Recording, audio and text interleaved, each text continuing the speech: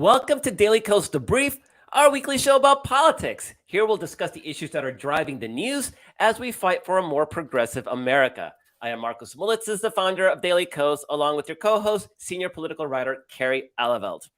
Today, our guest is Ense Ufat. She is a second-time guest.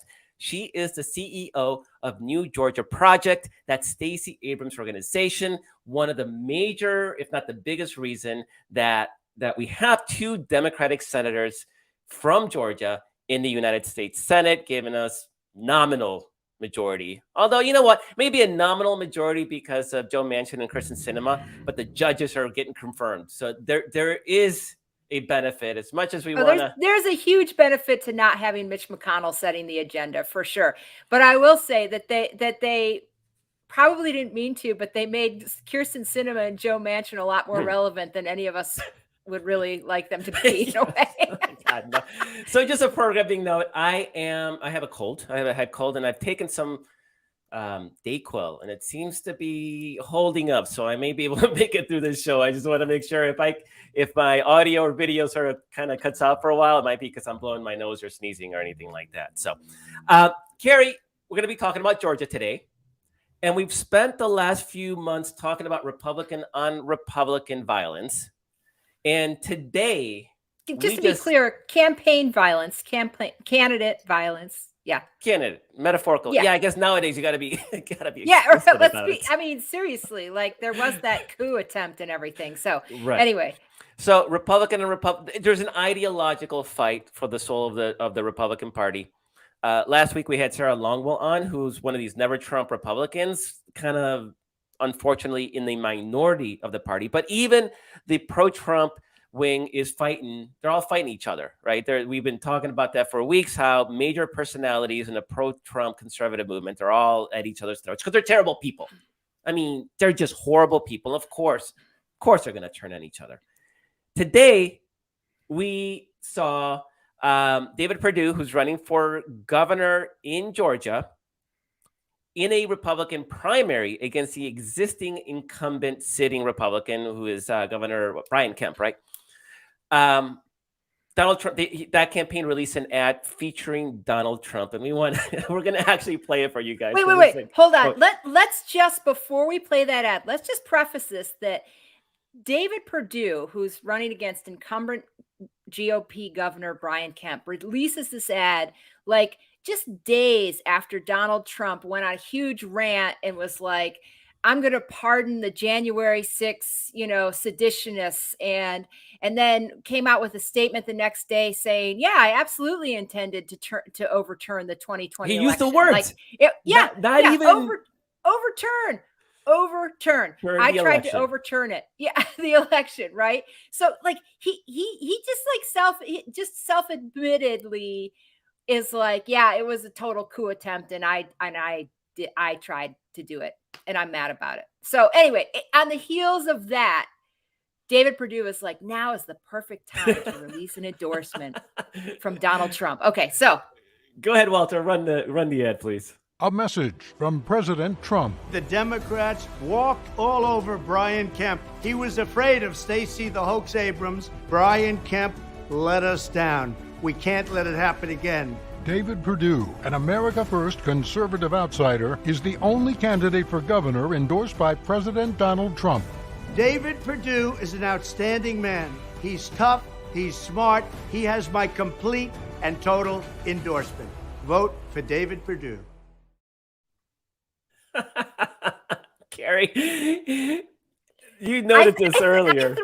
I threatened before the show to make people listen to that twice. Anyway, I won't do it.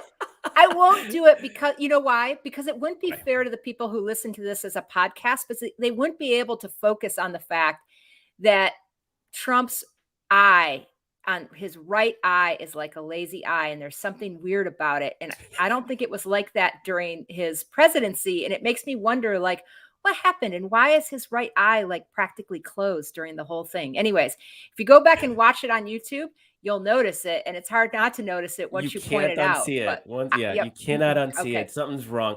I like that David Perdue is an outsider, even though he was a multi-term congressman from Georgia, and not Among just not just a multi-term but and senator, right? He's spent a term as a senator. Yeah. He made literally thousands of trades using insider knowledge that he got as a sitting election, as a sitting U.S. official, right? So he had during his campaign, which he was, beat by John Ossoff, right? Democrat John Ossoff. He during that campaign, like every day there was a new scandal about some insider piece of information that David Perdue got and used to make a stock trade on in order to line his own pockets. So just the consummate outsider, according to Trump. But anyway. And Brian Kemp's only sin in conservative orthodoxy, it's not ideologically. He is one of them, 100%. The only sin was that he refused to work with Trump to overturn the election. Yeah, that's it. It's just like what's happening with Liz Cheney in Wyoming, where they're trying to drum her out of the Republican Party, not because she's not a good enough conservative. She's a Cheney. Like their conservative bona fides are impeccable. Their evil bona fides are impeccable. But this is no longer a party about the Constitution or the flag. It's about Donald Trump love. And what is this thing about Stacy the hoax Abrams? What's that even mean? That Stacey Abrams does not exist? That she is a artificial intelligence creation? You didn't tell me you were gonna ask me to interpret what Trump is doing. Come on. I mean, who even knows what goes through his mind? Like Stacy the hoax. The hoax. She's real. I mean, is she not real? In fact, Donald Trump endorsed Stacey Abrams against Kemp. Against Kemp a few months ago. Said it would be better for Stacey Abrams to be governor than Kemp. So maybe we'll get a chance to whip that puppy out. It'd be better for Stacy the hoax to be governor over Brian Kemp. I don't know. I mean, I think so. I would vote for Stacy the hoax, quote unquote, over Brian Kemp for sure. For sure. I mean, it sounds like, that whole ad sounds, I keep on thinking at first I was like, it sounds like a opening to a circus where they dim the lights and then the ringleader comes on. But it actually kind of also sounds like a World Wrestling Federation opening, and Stacy the hoax is like the Hulk, like Stacy the hoax. She shows up with a big X, or her wrestling uniform with a big X. Poor Brian Kemp. Stacy the hoax is coming after him. Anyway, so sorry. Oh boy, I don't know if we intended to spend that much time on the ad itself, but totally worth it. Totally worth it. But I think that's what we have to look forward to this year. When we talk about Donald Trump bigfooting his way into racist, this is what we're talking about. There's no subtlety. There's no effort to build up the party. It's basically tearing down those people that he thinks wronged them in 2020. So we'll keep litigating 2020, and Mitch McConnell and Kevin McCarthy and all these top Republicans keep saying, oh, we need to look forward. We can't be relitigating the past. Donald Trump and his merry band of nihilists don't want to do anything but relitigate 2020. And it's giving Democrats an opportunity, an opening that would not otherwise exist in a normal off-year cycle or midterm cycle, where the incumbent party in the White House is just expected to lose seats because of general malaise. And right now we see it in polling. People are not happy with COVID. They're not happy with the federal government on COVID, right? This is affecting Joe Biden's numbers with both independents, also with Democrats. You have sort of the malaise over the lack of progress with Build Back Better, with no student debt relief, and voting rights. So there's all this pressure on Joe Biden and by extension the Democratic Party on Joe Biden and our chances in November. And yet here's Donald Trump, where literally all he had to do is shut up. All he would have to do is shut up and let sort of history play guide. But instead, he needs to insert himself. And again, we've said it before, and I'll keep saying it. The biggest genius of Glenn Youngkin's campaign as governor of Virginia last year was to keep Donald Trump out. And same thing in New Jersey, where the Republican almost won. He worked hard to keep Donald Trump out. And that was a huge benefit to them. There's not a Republican that's going to get that benefit this year. Even in states where Donald Trump doesn't show up, just the fact that Donald Trump is going to be so present in the news and just in the political conversation. And I mean, we've seen it this week, right? Where all the Republicans have to answer to, what do you think about Donald Trump saying he'll pardon the January 6th rioters? And so they all have to answer him. And he'll keep saying stupid things because that's who he is. And you're going to, the narrative's going to be like, oh, now you got, and they're all going to pretend, oh, I haven't seen that. I haven't, right. They're going to play that game, but it keeps the pressure on them to answer about Trump as opposed to Joe Biden. Yeah, and what's really interesting. So first of all, Trump has never his life mission now is to prove that he didn't. I mean, he'll never be able to prove it, but like he just cognitively has to stay on like a dog with a bone the 2020 election and proving to everyone, even though the clear truth is he lost the election, that there was fraud and that it was stolen from him. That's one of his biggest applause lines. If you go back and look at the rally on in Texas this past weekend, he had 3 or 4 biggest applause lines, sort of his rants where people really got into it. The MAGA, the Trumpists, right? They love him talking about the fraud and the election being stolen and whatever. So he's never going to drop that, because not only is it now, his number one mission in life, but also he doesn't drop anything that isn't he's getting positive reinforcement. Yeah.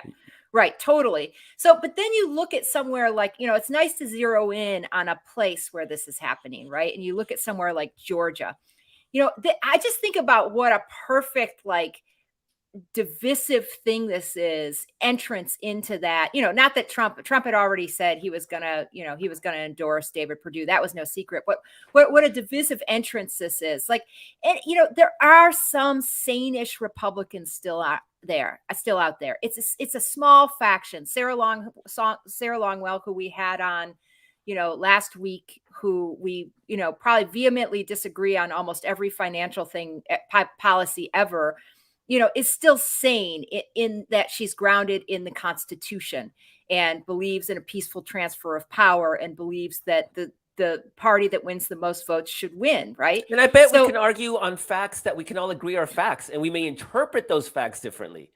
Right. But at least we're working with the same set of facts in a common universe. We're in the same universe.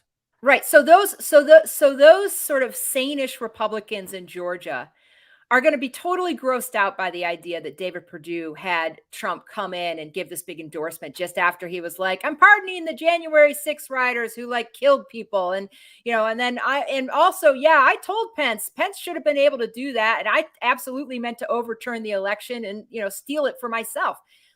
That. So that divides them on one side. And then on the other side, he's totally riling his specific base against Brian Kemp for being weak and letting us down, quote unquote, and that by the time Trump is done with this particular race, right, they're going to be mortal enemies of each other. There's no way for him to be this involved in this race. He's the one who recruited David Perdue to do it and to challenge Brian Kemp. And there's no way he's going to be this involved in it and not have those two, GOP factions become mortal enemies of each other.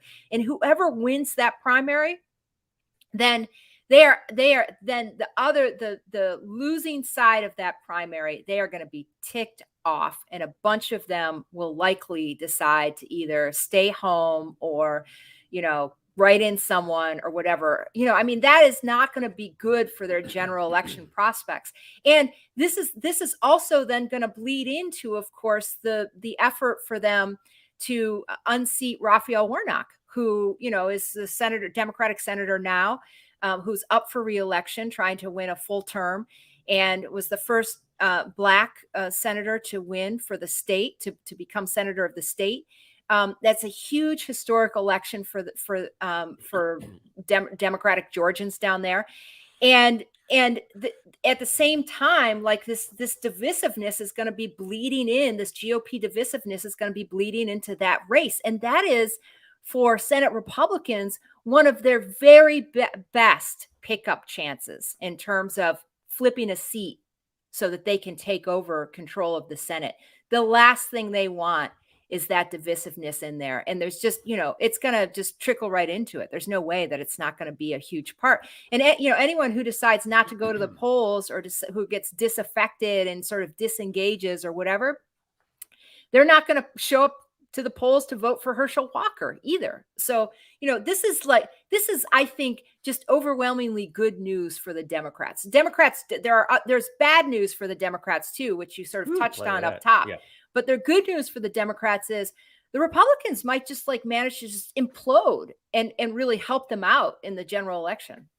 Yeah, it wouldn't be the first time that happened. They did the same thing with the Tea Party back in the Tea Party days, where they put up a slate of just absolute wacko candidates, and we were able to nationalize the race. And Democrats like Blanche Lincoln and Claire McCaskill, and Blanche Lincoln is in Arkansas, and Claire McCaskill is in Missouri, and Heidi Heitkamp in North Dakota. They were able to survive because they were the entire Republican Party was branded.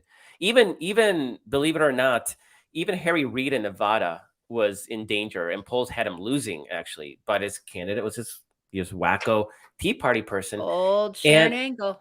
And it made a huge difference. And and I think Joe Trippi made this point, right? That this the feeling, there's this climate that's starting to shape up like that day itself, where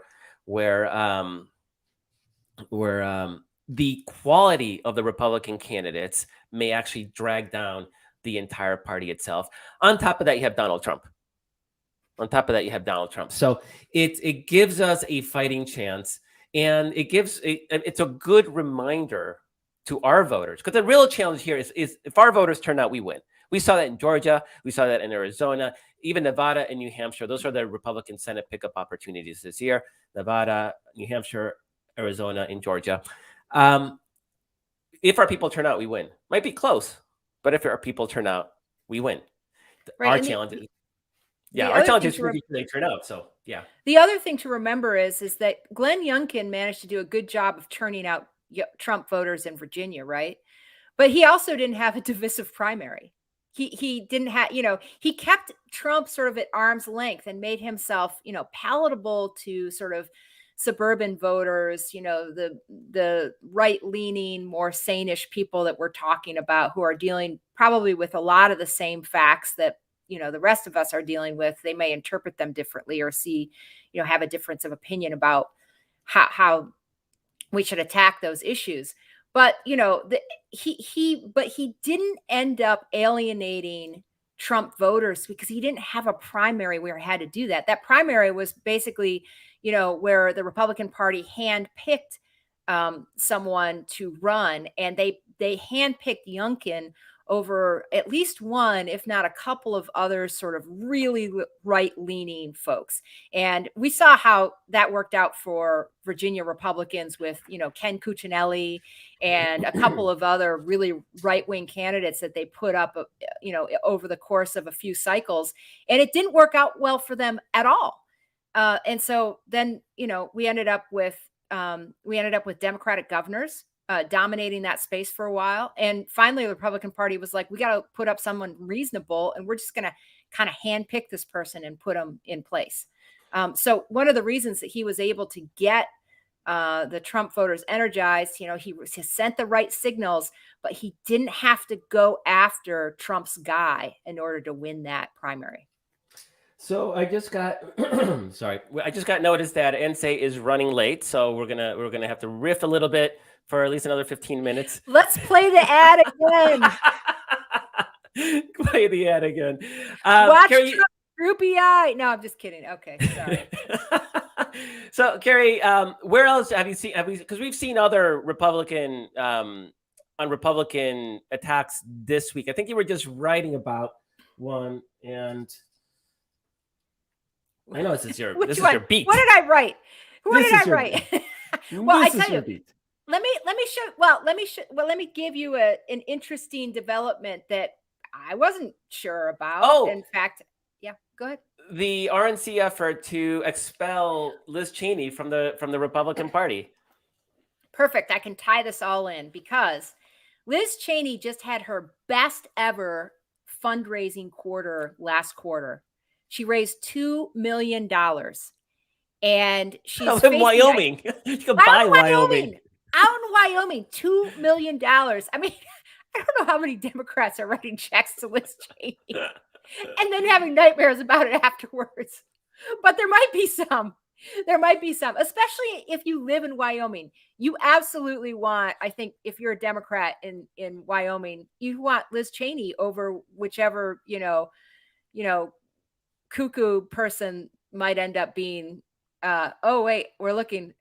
Oh, apparently George W. Bush maxed out his private donation to Cheney. Anyway, so yeah, I mean, there's money pouring in from across the country for Liz Cheney, but there's probably also some grassroots money pouring in too, within Wyoming.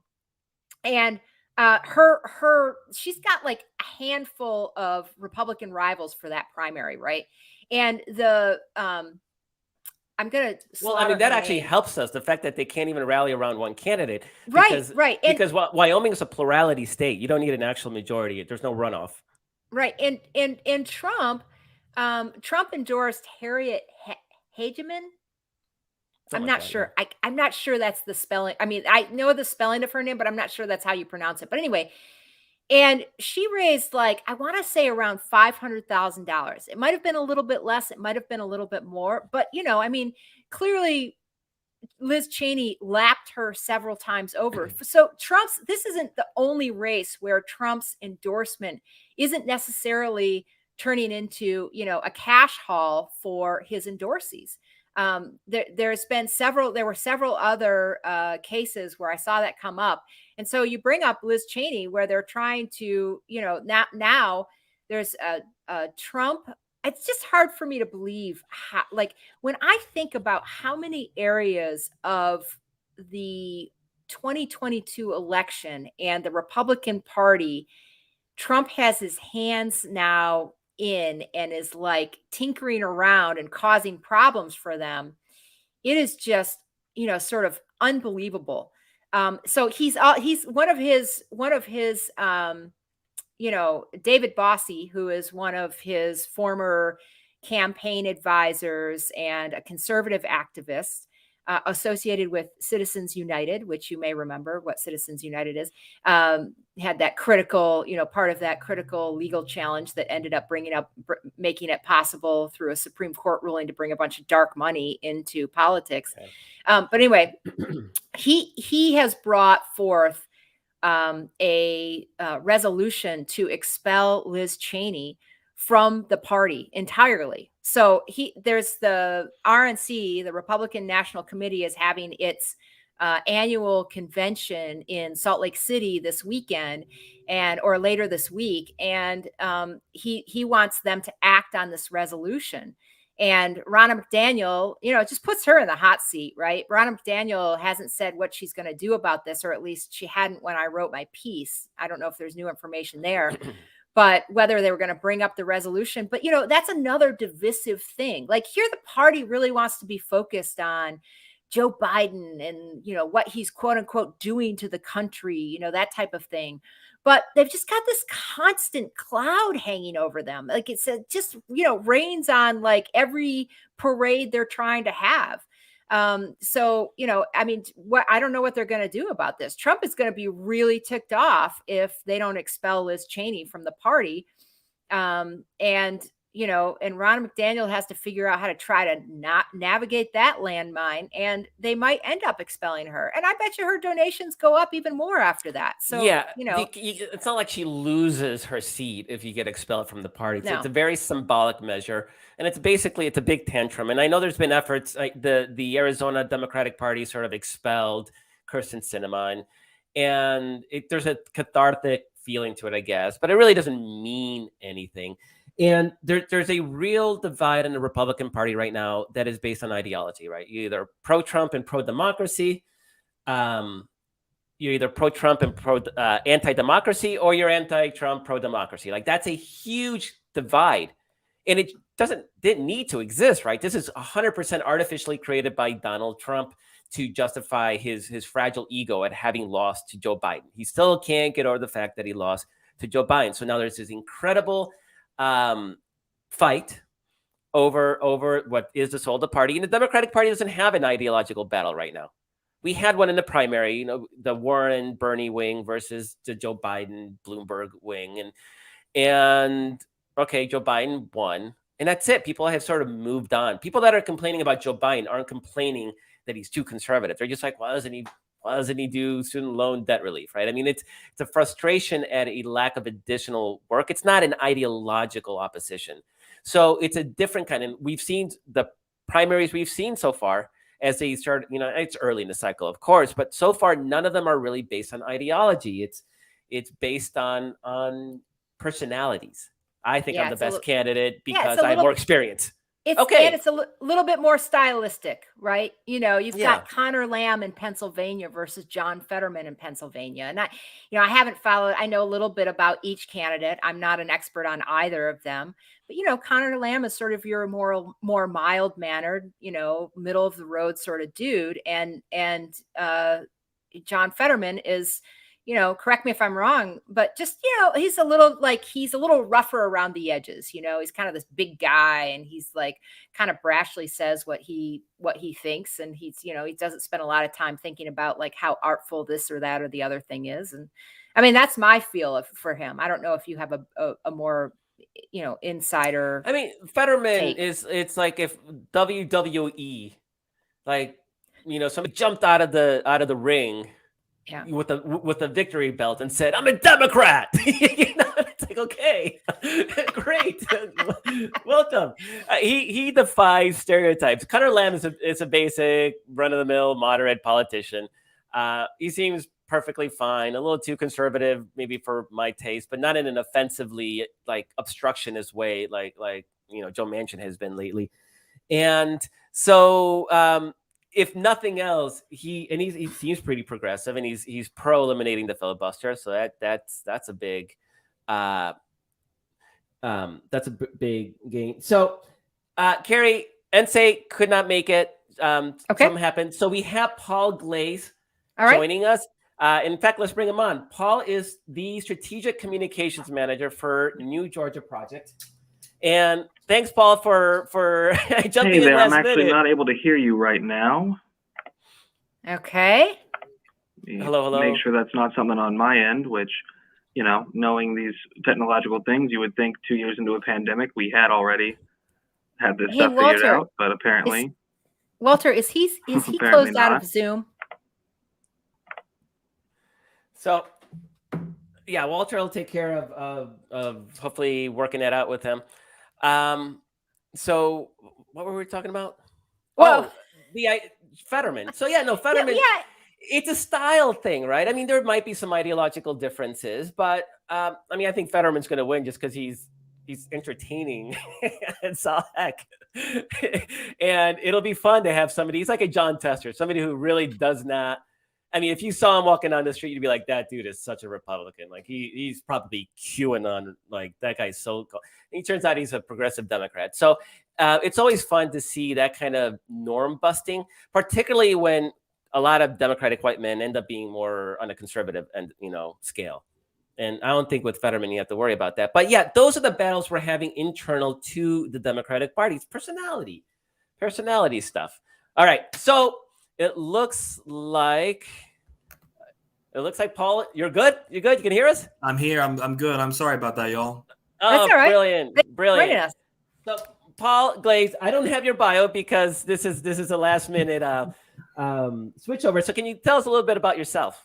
Absolutely. My name is Paul Glaze. I'm an organizer in Georgia. I worked during the runoffs. I've been working for several years, various coalitions. I came up through through an organization called Galeo in Georgia, which is the Georgia Association of Latino Elected Officials.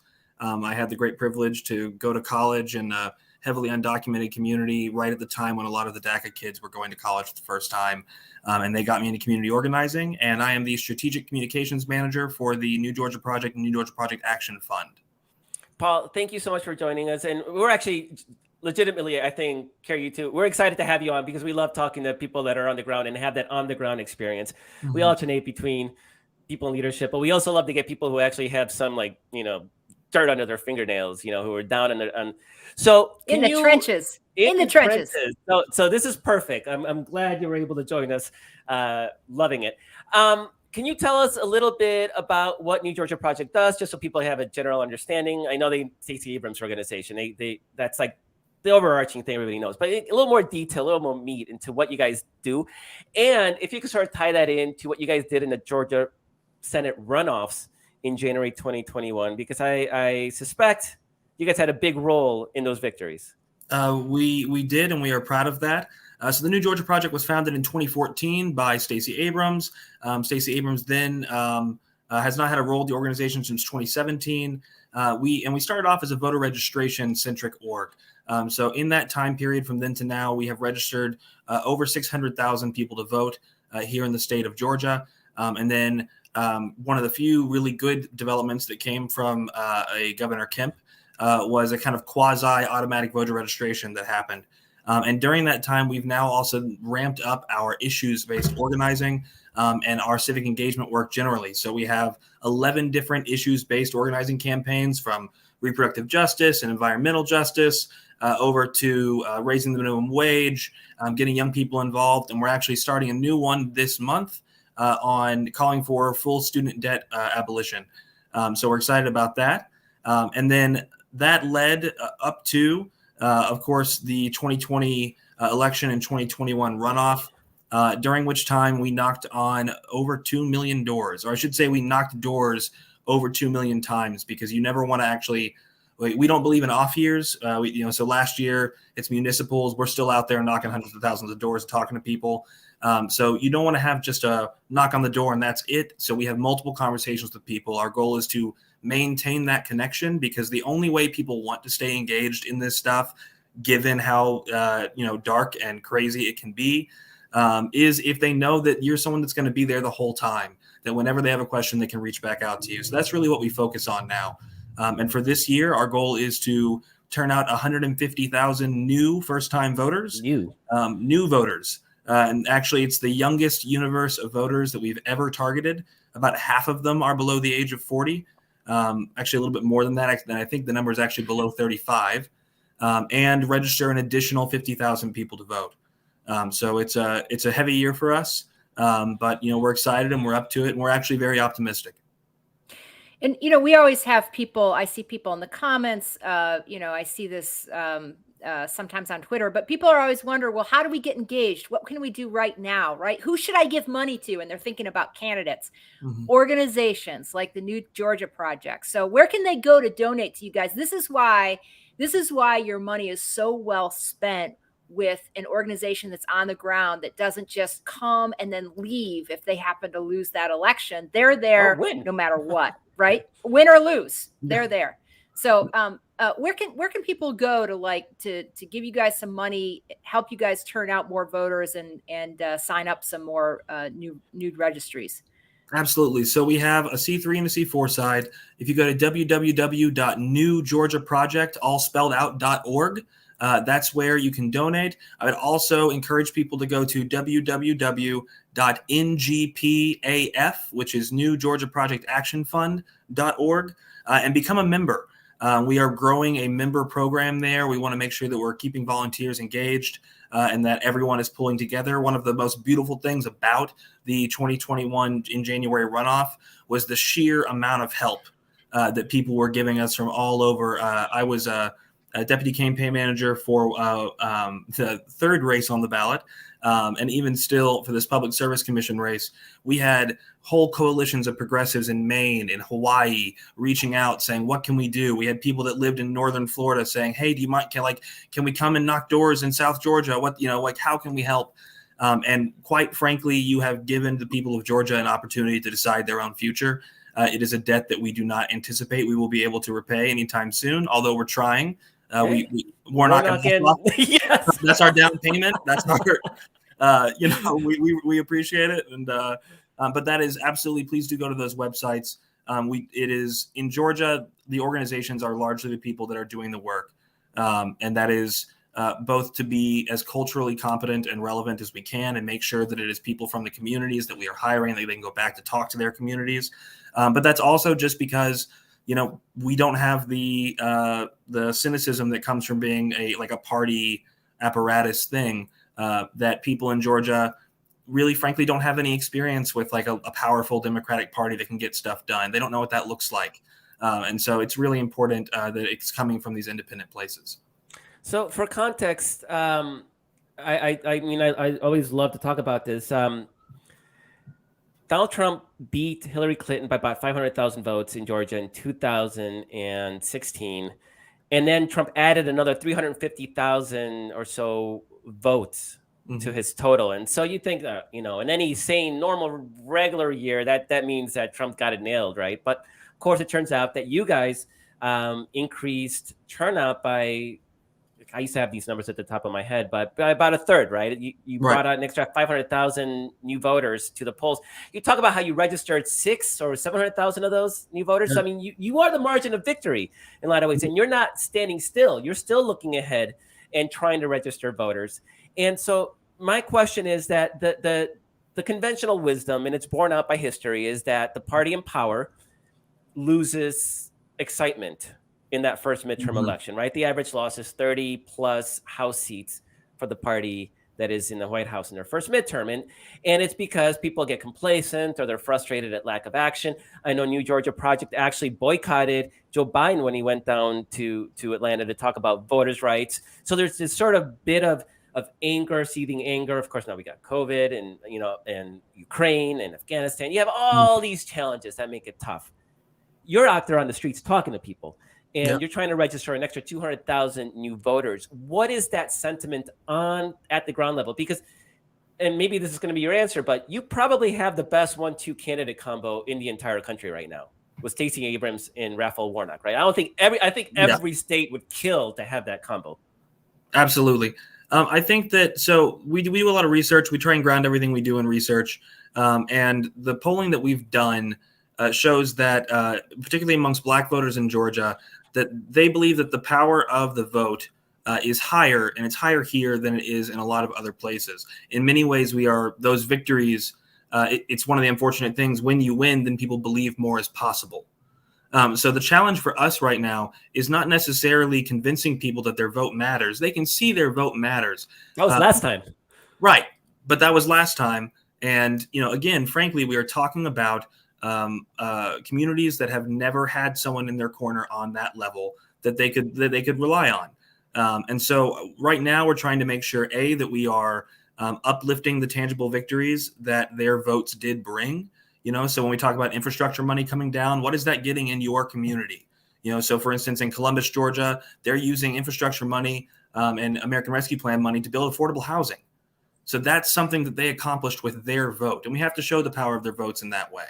Do they see that? I mean, is a link clear? Because we've also seen polling that shows that people don't make that link.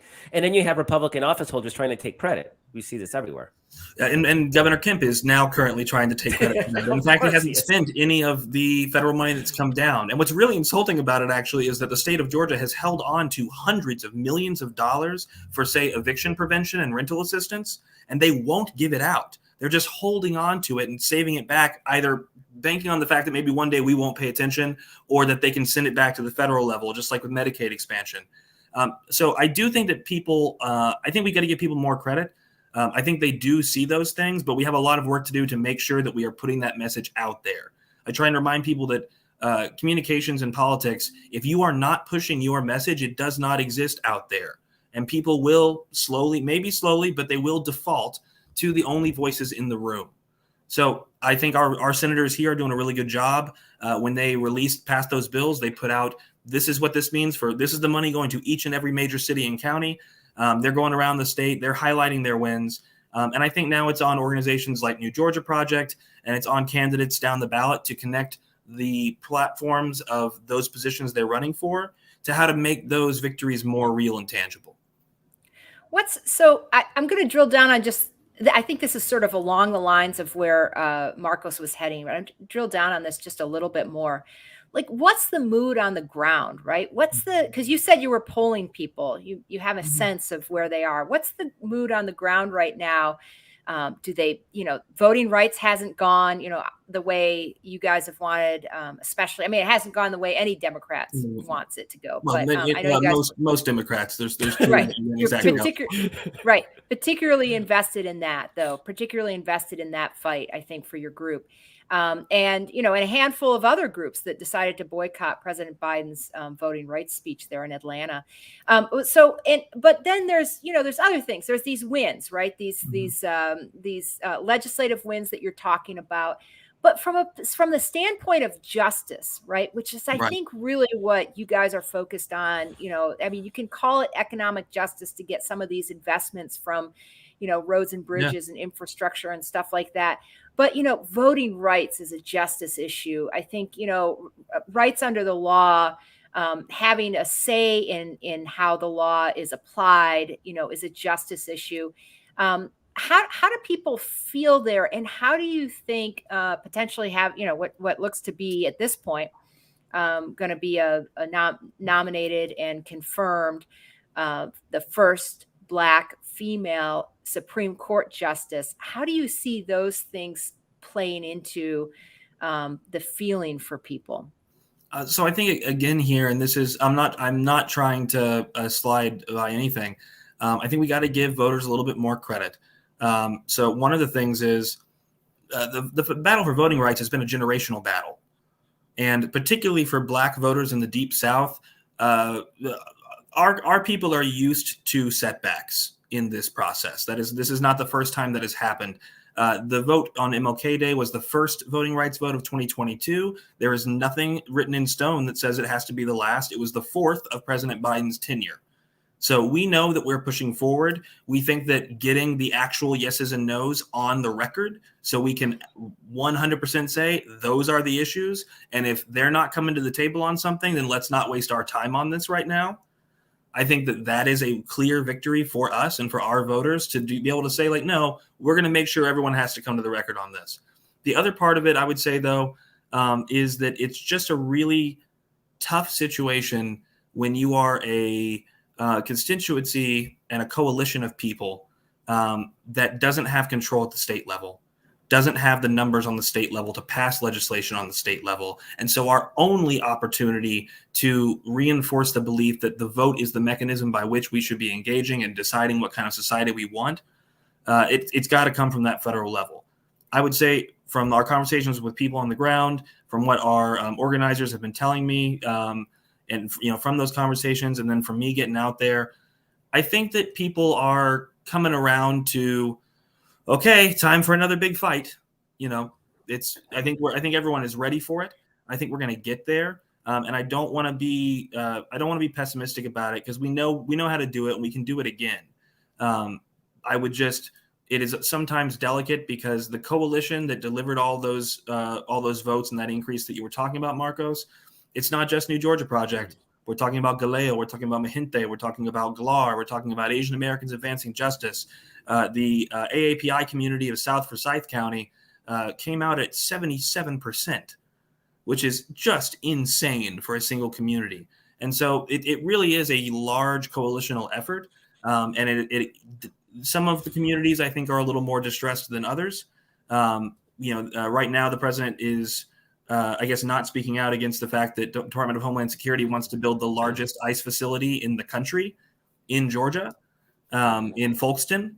And like, that ain't going to help, that's where we're at. Like, we know we can do this.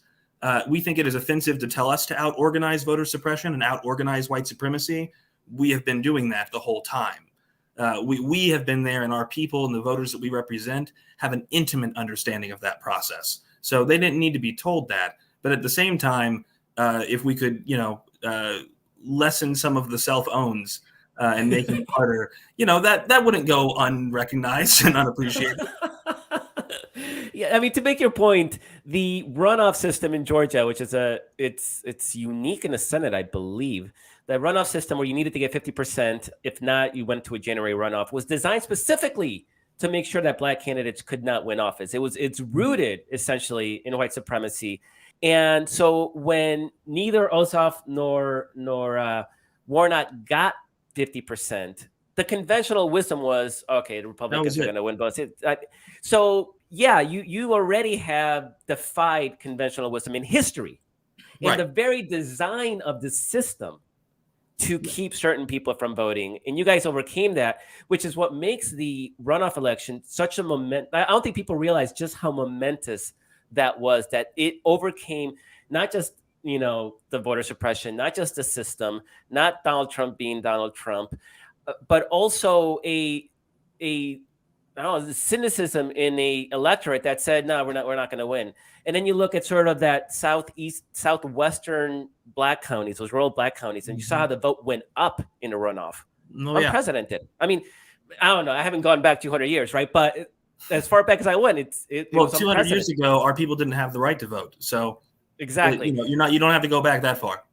And so, yeah, you have as a state and as a people and as a movement and organization, you have defied that conventional wisdom, which what gives me a lot of hope for this year. So I heard you say earlier, or maybe, I actually interjected a bit, that you no longer have to convince people that you can win. Right. That itself must be a huge advantage as you move forward, right?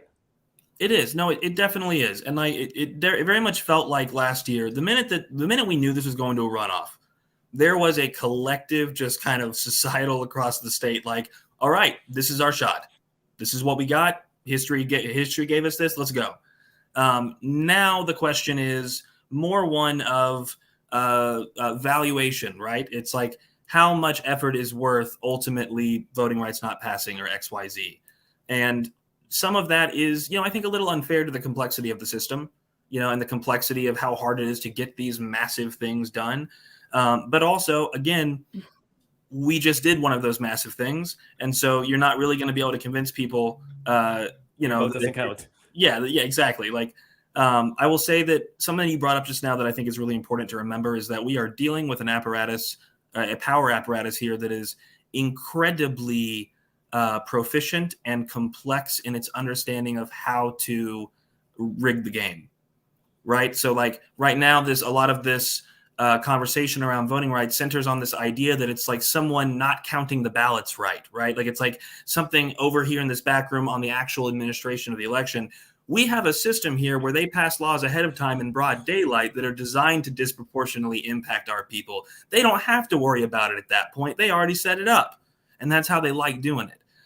So I think for us, we know that we can do it. I think our voters know they can do it. Right now, we're kind of getting a feeling from a lot of people of like, all right, talk to me into the summer. Like, I know we're going to have to do this again, but give me the first half of the year, please. Like, there's a bit of that. But I do think people know the stakes. I know that people are motivated. We keep, we're asking them, we're putting out research.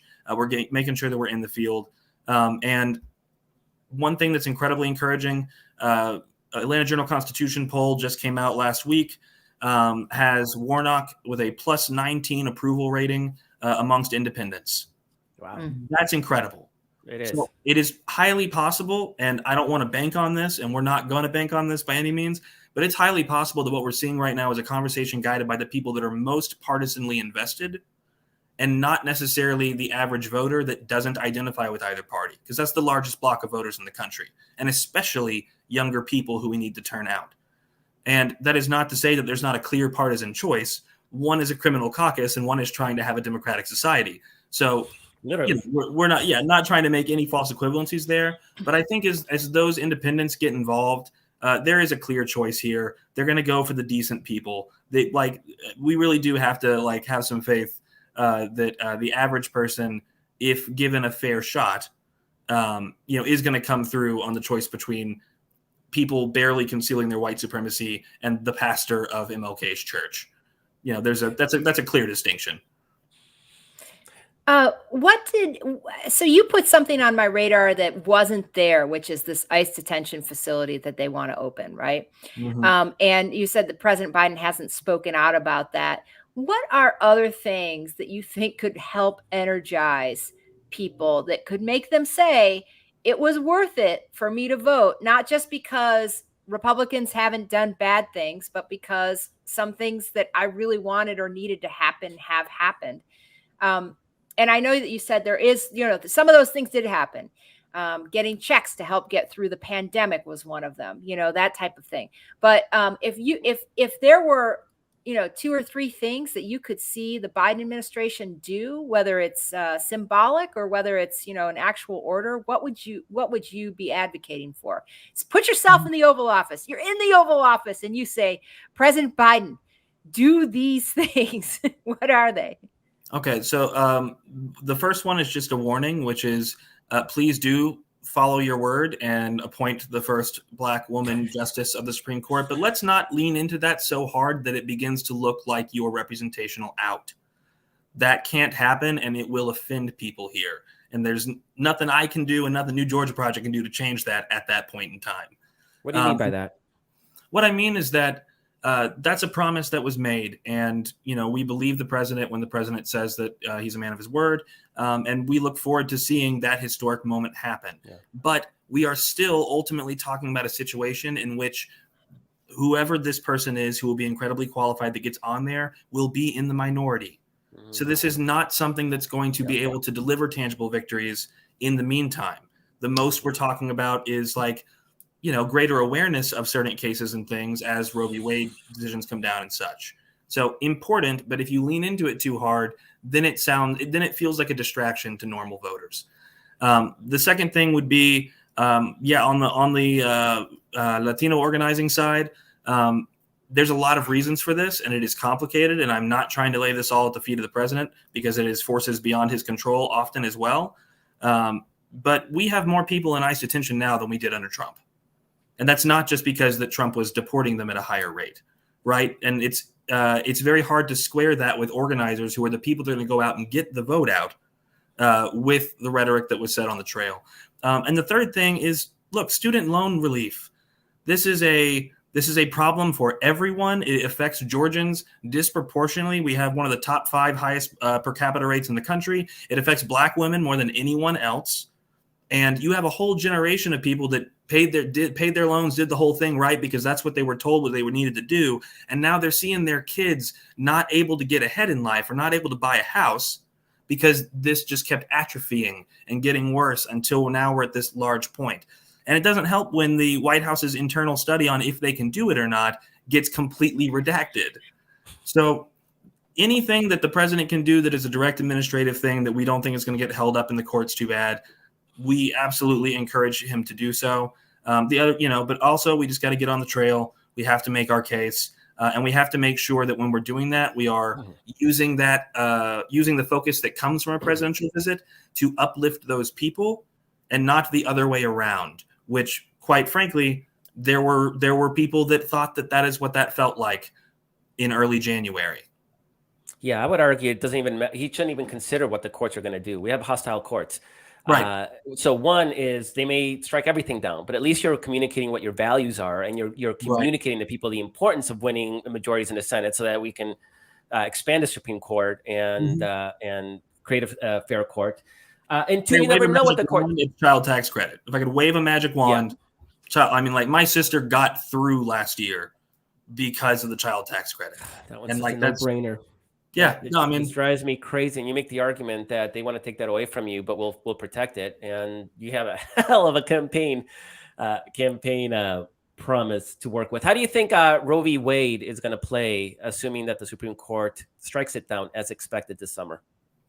So that AJC poll was also really interesting because it showed that 70% of Georgians, and this is all Georgians, this is not just our polling on Black Georgians, oppose a complete turnover of Roe v. Wade. That's in Georgia. We are a very Christian state, right? Like there's 30 to 40% of people that say don't touch it at all. There's 30 to 40% of people that, to some degree, maybe they're not really well read in. Like there's a lot of men here that just say some really cringy things while they're talking about it. But they're also saying like, look, if the mother's life's in danger, I would never say that's not my business. That's not my business in the first place. Like it's their body. There's a whole group in the middle like that don't want to see a complete overturning. It doesn't feel like it's a very hopeful situation right now. I expect, as with most of these other decisions, that they're going to push back. Look, everything right now is being pushed onto a states' rights frame. They don't want to handle it on the federal level. They're trying to erase people's ability to believe that the federal government can deliver solutions or protect them. So they're going to push it down into the state levels where they have an easier time suppressing the vote, where they have an easier time rigging the game. And, you know, they have control of the courts in a lot of places. So I think we do expect to see a major rollback. I am hopeful that people will find their humanity and not go too far, even though anything is too far. But I will also remind people that the Supreme Court has its own legitimacy to protect, and the people in the American people right now do not necessarily view them with much respect. And I don't think that throwing half of the population into danger and taking away their constitutional rights is necessarily going to help that cause. Can I just ask a quick follow-up on that? And I'm sorry I don't know this off the top, but is Georgia a state that has one of those trigger laws where Yes, we do. where abortion immediately becomes illegal if Roe is gutted? Yes, we do. And I off the top of my head, I can't remember if it is 6, 8, or 12 weeks. I think it might be 6 or 8. And, you know, we have an automatic trigger there, which of course people will immediately, you know, sue and appeal. But we have a Georgia State Supreme Court that it has to go to first. And, you know, the judicial system looks less and less like a viable path in many of these cases. Right. Right. Right. And just a reminder that many people don't even know they're pregnant at 6 weeks. You know, I Right. mean, and even 8 weeks, sometimes people don't know they're pregnant. You know, if you're not really paying close attention, it's easy to miss. Yeah, So. no, and that's where they're going with it. I will say that I'm a little bit hopeful right now because it seems as if Governor Kemp is trying to turn the temperature down in some ways on several things. David Ralston, who's the head of the House of Representatives here, older white man, Republican, has said, we're not going to move anything on this until after this decision. There is no point in trying to do anything more or less and pushing this. And I'm hopeful that the Supreme Court decision will come down after legislative session so that we at least have the rest of this year without any additional restrictions put on it from the state legislature. And I mean, we'll have the veto. That's not a matter of goodwill, though, right? I just right. No, that's a matter of political expediency. But you know, Exactly. frankly, I will take any positive impact at this point, and I apologize for being at that point in my life. But you know, I live in Georgia.